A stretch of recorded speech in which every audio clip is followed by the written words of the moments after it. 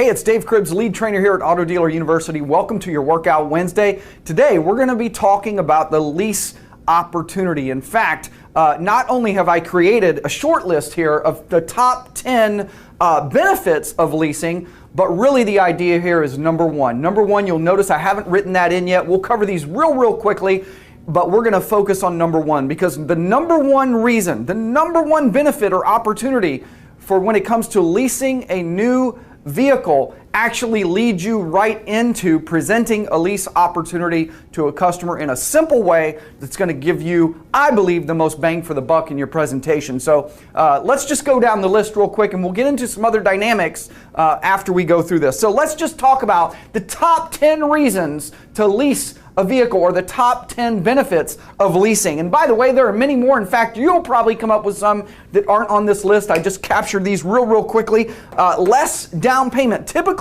on a lease, there's less down payment that's required from the lender. In fact, sometimes it's no money down for the lease. So that's a big benefit. The next thing is your down payment. If you do make a down payment, it goes further because remember on the lease, we're talking about shorter terms. When you spread cash down over a shorter term, it has a more dramatic impact. Now, here's the interesting thing about that is in a lot of cases when we're presenting the lease opportunity, it's because we know that we're going for a lower payment. In fact, it's another benefit that's up here on the list, but the point to that is if we're trying to get a lower payment or help get a more desirable budget for a consumer, then obviously cash down, if it has a more dramatic impact, that's going to help us get to that lower payment. So down payment goes far, right, on that shorter term.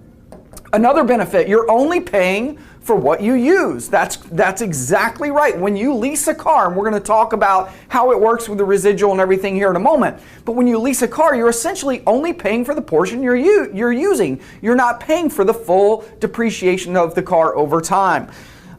Next one, this is a big one. This is huge. In fact, this is going to play a part in our presentation here in a moment, which is no negative equity. Did you realize that you're guaranteed? That's right, you are guaranteed to have no negative equity. And here's a little caveat or the disclaimer, if you will, because some of you go, wait a second, Dave, right? What if they drive a ton of miles? What if they do this? What if they do that? Okay, you are guaranteed to have no negative equity if you decide at the end to just walk away, turn in the vehicle at the end of the lease, and you have kept the vehicle under the conditions required by the lease company or lender, right? Which basically, typically is just overall normal wear and tear and of course, the mileage, right? Staying within the mileage limitations that are presented with the lease opportunity or the contract. Okay, let's talk about the next ones. More options, right? More options. What do I mean by that?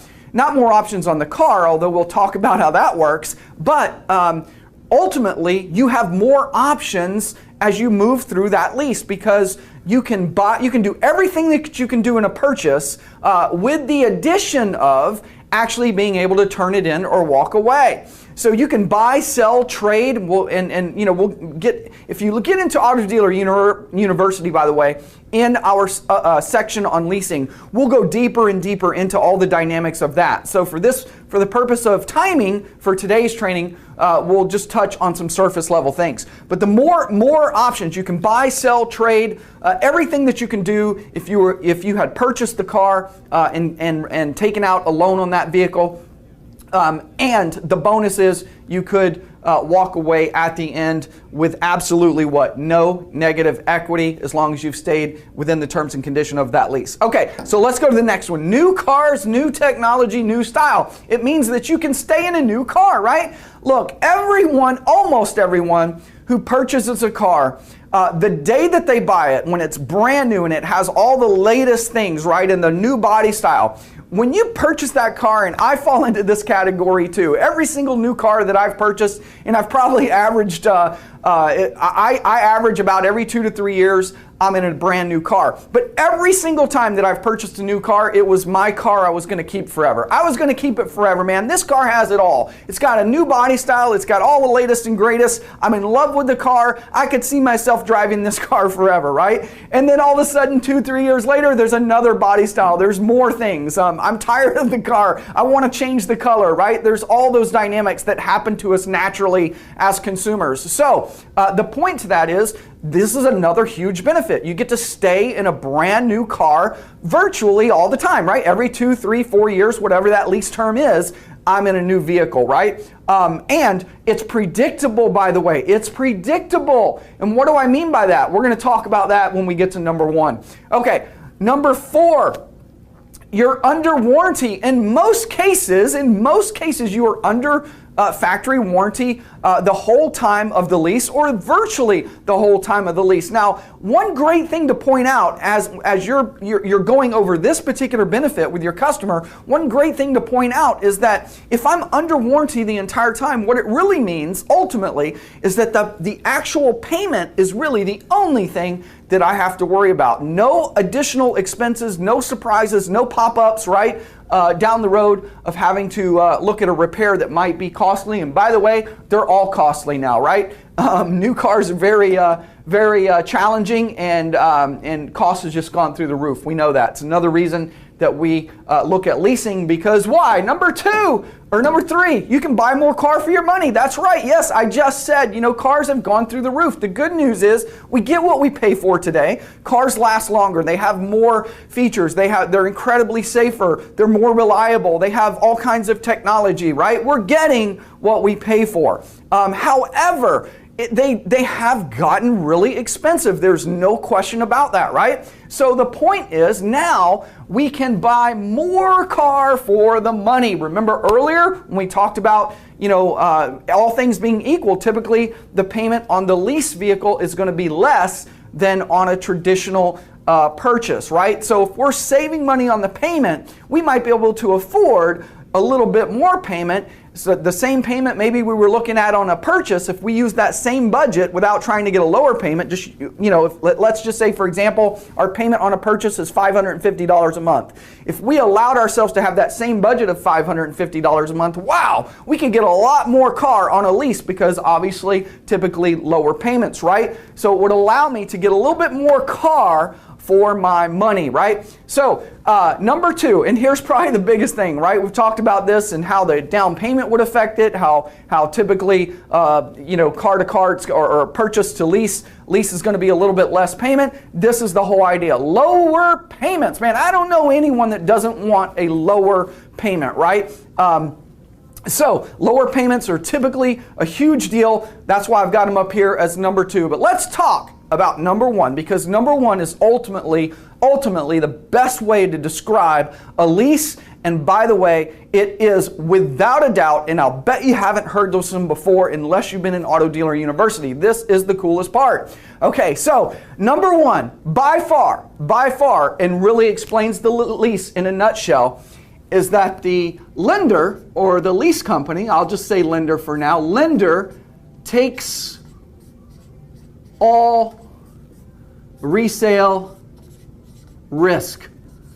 They take all the resale risk. What do I mean by that? Well, I'm going to erase this in just a moment, and we're going to talk about how the lease works mathematically, just really simply, so that you can share that with a customer where it makes sense. But essentially, the reason I'm really leasing a car, quite frankly, is because the lender takes all the resale risk. Now, what I mean by that, and again, we'll look at this mathematically, but essentially, you have your MSRP, your manufacturer suggested retail price, right? And today, not 3 years from now, but let's just talk about a 3-year lease, right? Today, the lease company is going to predict, they're going to go out on a limb and they're going to take the resale gamble. They're going to predict today what that car is going to be worth 3 years from now. They're going to, essentially, you're going to know from the lease company how they feel about how that car will depreciate over the next 3 years. And what they're going to do is they're going to lock that number in. So let's just say, for example, that you have a $50,000 car, and the lease company says, we believe that this is going to be worth 50% of the retail manufacturer's suggested retail price, that MSRP, right? They call that a residual value, right? So the residual value is always a percentage of the MSRP, not necessarily, gets a little tricky. You don't need to go over this part with your customer necessarily. It's a little bit more advanced, but it's not necessarily what we're selling the car for, but it is 100% of the time based on the MSRP. So for example, $50,000 MSRP, lease company says, hey, we're going to take a gamble that this car is going to be worth 50% of that MSRP when we receive it back 3 years from now with under this amount of miles in normal condition, right? So that is the term of the lease. But essentially what that means is not only are they going to do that, but they're going to lock that number in right now. This is why I say they take the resale risk or gamble. They're going to lock that number in today, put it on the contract, and give the customer the option to purchase that car for that amount of money at the end of 3 years. The other thing they're going to do, which is again the magic of the lease, is that they're only going to charge the customer for that difference. So to make the math simple, I've made it 50%, right? Could be 60, could be 45, could be whatever. The idea, by the way, one of the things I look at as a consumer is a car that has a really high residual. In other words, I want the residual prediction to be real high 3 years from now, because remember, I'm only paying for the depreciation or the portion I'm using. So if I've got a great resale car that's maybe at 60% after 3 years versus 50, well, now I'm only paying 40% instead of 50, right, of that dollar amount during the time that I am driving the car, right? But here's also the beauty, is again, it goes back to the lender taking the resale risk. Not only will they allow me to buy that car and lock that figure in, but remember this, only 3 things are possibilities as an outcome. When you get to the end of the lease, and I'm getting a little ahead of myself, I'll make this all come together and make sense in a moment when I erase this board. But when you get to the end of the lease, there's only 3 things that could happen 3 years down the road. Either the lease company got it right on the mark, right? The car happens to be worth exactly what they predicted it would be. Or the car is going to be worth more, right? Or it's going to be worth less. All 3 are a win for your consumer and your customer.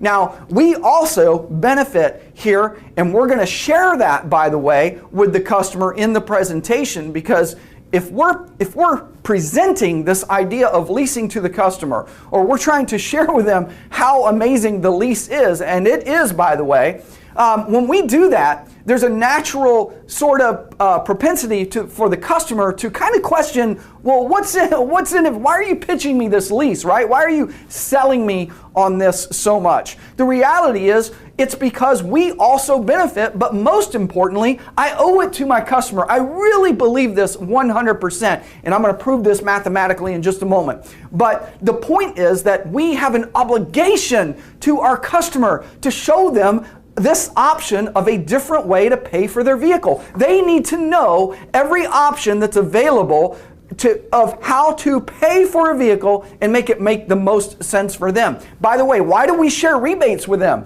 We share rebates with them because it's something the manufacturers offered, or maybe there's an incentive, or maybe there's something going on. We tell them about it because we know they're going to save money, right? So why would we not share the option to pay for the car in this way? And at the end of the day, it's just a different way to pay for the car that's a safer way and with more options. So let's get back to this idea. So now I'm going to erase the board. So remember that ultimately, number 1 is the lender takes all the resale risk, right? They're taking the resale gamble instead of me. And we're also going to talk about how, let me just say this. There's also, I made a little note up here. It's called bonus. Here's another bonus. Before I get into the math, here's another bonus. Now, this won't necessarily apply right now with this customer. We're really talking about presenting a leasing opportunity to a customer that maybe hasn't done it before, right? So it's likely it will not apply, but it will apply the next time, and it will add credibility to what we're doing. And that is the fact that here's another bonus. And by the way, remember when I said what's in it for us? We're going to share that with the customer. What is in it for us, by the way? What is in it for us?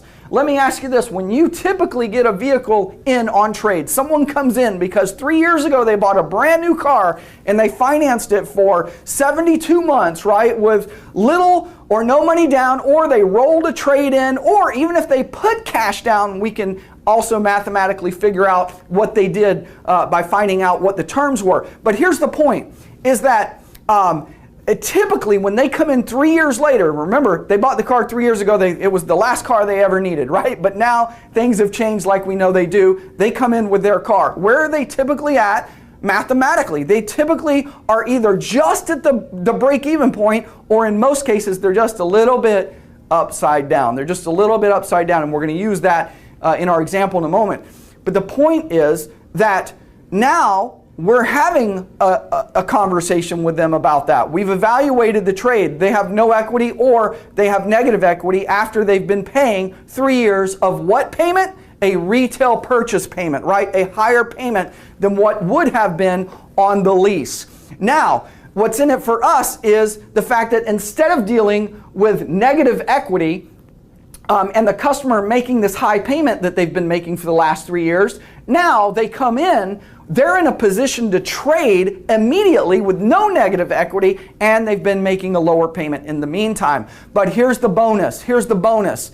And the reason for this bonus is because if we can get everyone to be looking at the lease opportunity, we're kind of guaranteed business, right? We're guaranteed because at the end of that 3 years, they're most likely to come back to our store and make a decision on either trading out of the car, turning it in, selling it, whatever. They're going to have to make a decision at the end of that term. That's beneficial for us. And by the way, it makes it really easy for us. And I'm going to share this with the customer. Mr. Customer, how wonderful is it for us as a company, instead of having to have this conversation about your negative equity and the payment you've been making, how much easier is it when I have a customer that just comes in and they have the option to just turn the car in. We don't have to deal with the negative equity, and they've been paying a low payment in the meantime, and they get to pay another low payment without any concern of negotiating on that trade. Just a wonderful, wonderful benefit for everyone, right?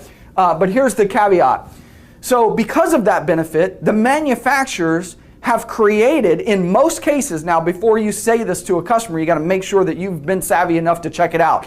But in most cases, the manufacturer has created an incentive, an additional incentive, for those who are already leasing a vehicle. In other words, they start courting you, Mr. Customer. They know your lease is coming to an end very soon. They want you back, and they want you back in another new car really badly. Again, just keeps business going, only makes sense, right? So they begin courting you and incentivizing you. Take a look at the incentive right now for someone who would be in a lease to come back and lease again. Or oftentimes what we see, if we don't see an incentive for those who are leasing our current product, oftentimes we'll see an incentive for someone who's leasing our competitor's product. That's right. They even chase down our competitors to bring them over here, so they incentivize you. It means that likely, even if you decide not to go with our brand next time, which obviously I think you will, but even if you didn't, it gives you an opportunity with other manufacturers who have similar incentives. They're all after your business in this lease. You'll start getting all kinds of offers, which is amazing. So that's a little bonus tip for you guys to share with your customer. But now let's look at the math. Let's just look at the math real quick. I'm going to erase this real quick, and we're going to, you know what? I'm going to speed it up. I'm going to erase it. And I was going to say we'll come right back, but actually we're doing a live thing here. So let's just go ahead and erase this. And let's go back to what I mentioned earlier, right? So the lease, the MSRP of your car, is $50,000. $50,000, just to make the math simple. The lease company has said, you know what, we believe this car will be worth 50% at the end of 3 years. Let's keep it real simple. That's going to be $25,000, right? That's what they call the residual value. It's always a percentage of the MSRP. In this case, it's going to be 50% after a 3-year term, just to keep it all simple, right? So now, I decide that I'm going to lease this car. Remember the benefit, I'm only paying for the depreciation or the portion I've used, which is the $25,000. That's what they're going to base my payments on. Remember, if you put any money down, it's going to have even a more dramatic impact. And by the way, this payment on 25 grand over that 3 years is going to be less than 50 grand over the 5 or 6 year. I'm sorry, the 5 or 6 years. Also, by the way, and again, this is more technically advanced, and you can go into other parts of Auto Dealer University and discover more about this, but the lease is based on a money factor. It's basically a conversion that basically assures us we're going to get great rates. Typically, lease a little bit more challenging to qualify for, typically takes some pretty good credit, but the point is always a great rate. We don't have to worry about the rate. All right, so now let's go back here and look at this. Now remember earlier, this is the beauty, this was the number one reason, by the way, of the lease, and what we're going to use as an example is the car that they're trading in. Oftentimes when we're talking about a lease, we're either chasing a budget with payment or we're trying to get someone out of a situation where they're continually trading out with negative equity, and that is the more common situation. So for example, someone who's been in their car now for 3 years on a 72-month term, they still have 4 years left. They're probably upside down. Let's just say, for example, that we looked at the car and they were only $2,000 upside down. Now that's pretty generous, okay? And let's say though that they're on their trade-in, their payment was $500 a month. $500 a month. Now let's just say, again, we're creating a scenario that's very realistic, by the way, very realistic. That same car that was $500 a month on that 72-month term, they could have leased with little or nothing down for $450 a month, right? So what have they been paying? They've been paying an extra $50 for how long? They've been paying an extra $50 for 3 years. What's 36 months times $50? In my math, it's $1,800, right? It's $1,800.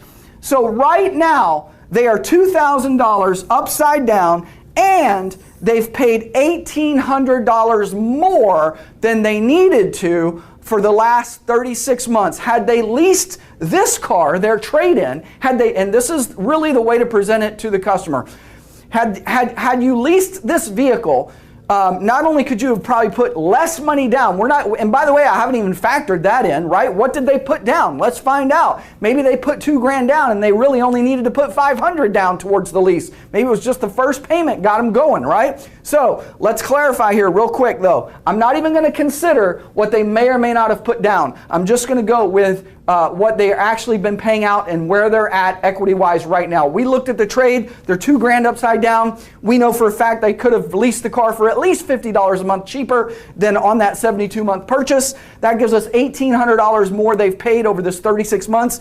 And my math, that's $3,800 to the bad in this deal that they are in their current trade. Because when you look at what we talked about earlier, leasing a car, it's a $50,000 car. They give us a 50% residual, 25 grand. That means they're going to lock in that number today on the contract, and everything's going to be based on that number, right? So now we get to the end. We get to the end and watch what magically happens. Again, here's the big takeaway. Again, I always repeat this with the customer. The lender is taking the resale risk for you, right? But only 3 things can happen. They say it's going to be worth 25 grand. So we get to the end. What happens, Dave, if it's worth, because there are only 3 outcomes. It's either worth more, less, or the same, right? So what happens if it's worth $26,000? Well, guess what happens? You can trade it in right then and there before your lease expires. Now, here's the beauty of this. If you do want to trade it in, not only do you capture $1,000 of equity right then, that is yours, by the way. That is yours, belongs to you, because you can still opt to purchase the rest of the car for 25 grand, pay it off. If you need to learn more about that, just go talk to your sales manager about how that works. But here's the deal. Customer's going to have $1,000 of equity. They don't own this part of the car, but they own anything above that, right? So $1,000 they get as equity. Now here's the other really cool thing. Let's just say that they did decide the second time around that they wanted to purchase a car, right? They can now trade this in, pay it off, right? And we can use 26, remember that car's worth 26 grand. They could get 26 grand tax credit in most states towards their next vehicle. That is huge. That saved them probably whatever it is, possibly $1,500, $2 grand, right? Based on taxes. Now, what if they nailed it? What if the lease company nailed it, man? 25 grand even. They got it right 3 years ago. Wow. They are amazing, right? It's like a sports bookie in Vegas or something, right, with the odds. But sometimes it does work out that way where it is right on the money, right? So if it's right on the money, now I've got some choices to make as a consumer. By the way, I have additional choices here that we didn't even touch base on. Let's say I don't want to move forward. Instead of turning in the car, let the dealer buy it for the 26 grand and let them cut you a check, the customer, a check for the $1,000 of equity. You walk away with $1,000. You know, you got $1,000 more in your pocket. Now, do you see the difference between, in the earlier scenario, the customer who didn't lease, who now is trading and considering this, they were $3,800 upside down, okay? This customer comes in 3 years later and it's got $1,000 of equity. It means they're $4,800 to the good versus this customer, okay? So now let's say that when they hit it right on the head, 25 grand. Now we've got some decisions to make. We can do we still have all the options: buy, sell, trade, or keep for our own, right? Or walk away and turn in. We can do it. So if it's 25 grand, we really owe nothing, right? There's nothing for us there. There's no equity there necessarily, unless, by the way, we still can capture it as a trade towards a retail purchase and get a great tax savings. Again, a couple $1,000 probably in tax savings, right? We can still do that here. Here's another thing that we can do. Let's say that, what's the third outcome? Oh, we can buy that car, by the way, if we wanted to, because we've been in it the last 3 years. We love it. We know it held its value. It's worth 25 grand. You probably can't go find another one just like it, especially when you know the history of it, and buy it for that on a retail lot. So you still have the option to buy that car if you wanted to. But we could also start from scratch, right? Now, here's the other thing. Let's say they got it wrong. They got it wrong. Ooh, it didn't hold its value, man. It didn't hold its value as much. They got it wrong. Man, it's only worth 23 grand. Can you believe that, Dave? The car dropped, man. It's not even worth it, right? You just won big time. This is probably the biggest win. This is the whole idea of the lender takes the resale risk for you. You see, I only paid for what they took as a gamble, and they said it's going to be worth 25 grand, so I only paid the difference. What it was really worth was 23 grand. So what should I have really paid? I really should have not only paid the difference of the 25, but really the true market value. I should have been charged 27 to even this out, but I wasn't. I was only charged 25 grand. I only paid for the portion I used of the car. They took the resale gamble for me, and guess who's not upside down and can walk right away from this car? All right, that is me. Now, let me share something. This is just another bonus and another tip. Let me share something with you guys that is often overlooked even by desk managers, okay? Something that's often overlooked. Let's say that just for example, that we got down here and the car was worth 24 grand. 24 grand, right? They were $1,000 upside down, if you will. Now, most places would say, well, hey, just turn it in. Again, I have that option, right? Again, I'm not obligated to that car. So I can just turn it in, and that's exactly what I would do, except for one scenario. And it goes back to if I wanted to buy another car and purchase it, retail purchase it, not lease it, but retail purchase it, and I wanted to capture that tax savings, because even at $1,000 upside down, we could trade that car in and we're going to get close to $2,000 in tax credit. So actually, I would be better off trading that car in, even being upside down, to pull in that tax credit and actually make my bottom line lower than it would have been without the car and even its negative equity. So don't miss that one. That's a little bonus tip. Okay, so what is the moral to the story here? Man, there's so much more to cover when it comes to leasing, but I hope that really just puts something inside you when we break it down like that, and especially when we can use the current situation of the customer and their trade position, what they actually paid. I promise if you do the math every time, it's going to work in your favor.